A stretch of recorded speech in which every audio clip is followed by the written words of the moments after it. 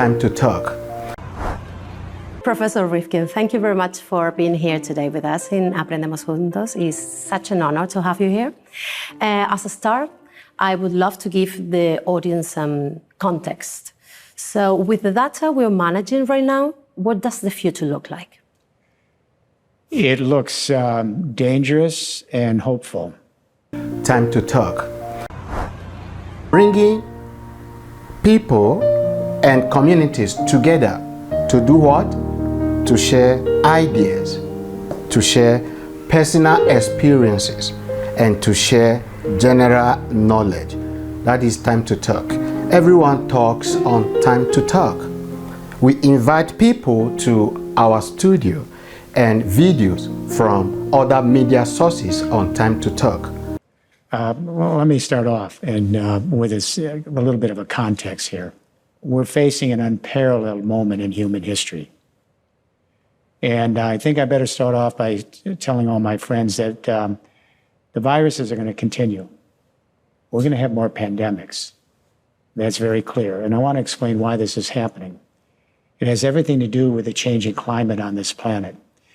You know, when my dad was born, 1908, 85% of this entire earth was wild, all wilderness. There was no human development. Today, it's shriveled to 24% of the world being wild. And here we have 8 billion human beings huddled in these major urban metropolises. And what's happening is this: the viruses are now climate migrants. They're migrating as the wilderness depletes faster and closer to our urbanized civilization. And this is a real problem. It's compounded by an equal problem, climate change. And of course, they're both completely related, the two of them. And that is, we are in real-time climate change. This is no longer a theory. When I first began working on these issues in the 1970s, it was still speculative, all right? No longer. What we're beginning to see is a dramatic transformation in the way this planet is evolving. We were not designed for this new world.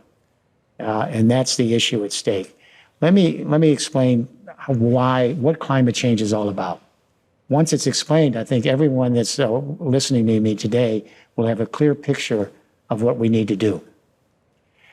There are 4 major spheres on this earth that animate all of life. The hydrosphere, the waters, and that's the most important. We're the watery planet.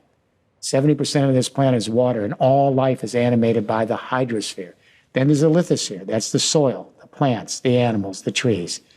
And then there's the atmosphere, the oxygen, and then the biosphere, which encompasses these spheres. But the hydrosphere is the mover of everything on this earth. Here's the issue. 200 years ago, we dug up the burial ground of a previous period of history, the Carboniferous era, and we exhumed the dead bodies of plant and animal life from that era. They had morphed into coal, oil, and natural gas. And we took those dead bodies, coal, oil, and natural gas, and we created an entire civilization based on this stored energy, all right? Time to talk. So now what's happened with the industrial age is we've spewed so much of these global warming gases into the atmosphere, CO2, methane, and nitrous oxide, that they're blocking the sun's heat from getting back off the earth. So what we're seeing here in real time is a planet that is actually changing fundamentally because of climate change. Time to talk. Bringing people and communities together to do what? To share ideas, to share personal experiences, and to share general knowledge. We invite people to our studio and videos from other media sources on time to talk.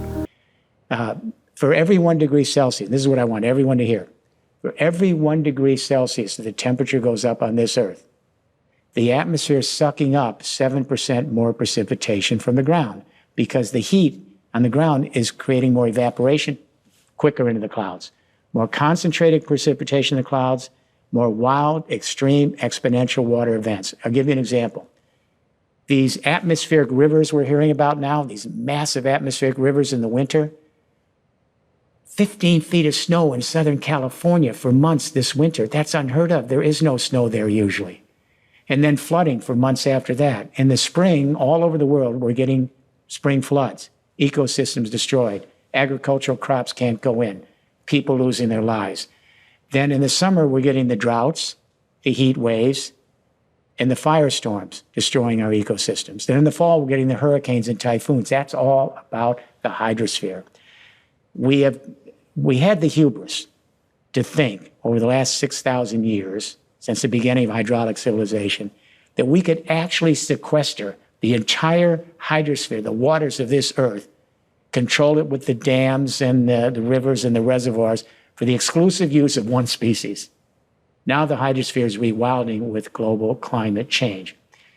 And our scientists are telling us, I want every young Gen Z and millennial to hear this, but especially the parents and grandparents as well.